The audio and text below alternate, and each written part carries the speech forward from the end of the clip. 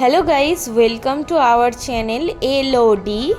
তো আজকে আবার একটা নতুন জায়গার সন্ধান নিয়ে আপনাদের সামনে আমরা চলে এসেছি। তো আজকে আবার একটা জগন্নাথ বাবার মন্দির নিয়ে আপনাদের সামনে আমরা হাজির। তো ভিডিওটি স্কিপ না করে সম্পূর্ণ দেখার জন্য সকলকে অনুরোধ থাকলো। তো যেহেতু আমরা খড়গপুরটাকে পুরোটা এক্সপ্লোর করছি, তো এইটা খড়গপুরের আর একটা জগন্নাথ মন্দির। তো লোকেশানটা তোমাদেরকে বলে দিচ্ছি কিভাবে যাবেন। আপনারা যদি খড়গপুর স্টেশন থেকে একটা টোটো ধরেন, আপনাদেরকে ডিবিসি বাস স্ট্যান্ডে নামতে হবে। নেবেই কিন্তু সোজাসুজি এই মন্দিরটা দেখাই যাচ্ছে। আর যদি নাও দেখা যেতে পারে, আপনারা ওখানে কাউকে জিজ্ঞেস করলেই তারা কিন্তু দেখিয়ে দেবে।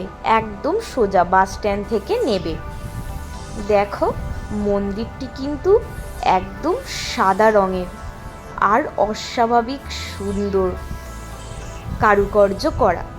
আমি সকলকে অনুরোধ করব যে যারা যারা খড়গপুর আছো বা আসতে চাইছো, অবশ্যই কিন্তু এই মন্দিরে একবার না একবার ভিজিট করো আর ঠাকুরের দর্শন করে যেও।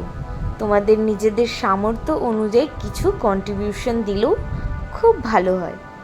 দেখো, মন্দিরটা কিন্তু ছোট্টখাট্টোর মধ্যে খুবই সুন্দর। আর দেখো, ঠাকুরদের অত্যাধিক সুন্দরভাবে সাজিয়েছে আর কতটা পরিষ্কার মন্দিরটা কিন্তু খুবই ক্লিন। আর খুবই বামুন মশাই খুবই ভালো ছিলেন, আমাদেরকে যেতেই প্রসাদ দিলেন। খুবই ভালো লেগেছে ওখানকার বিহেভিয়ার আর অ্যাটমসফিয়ারটাও।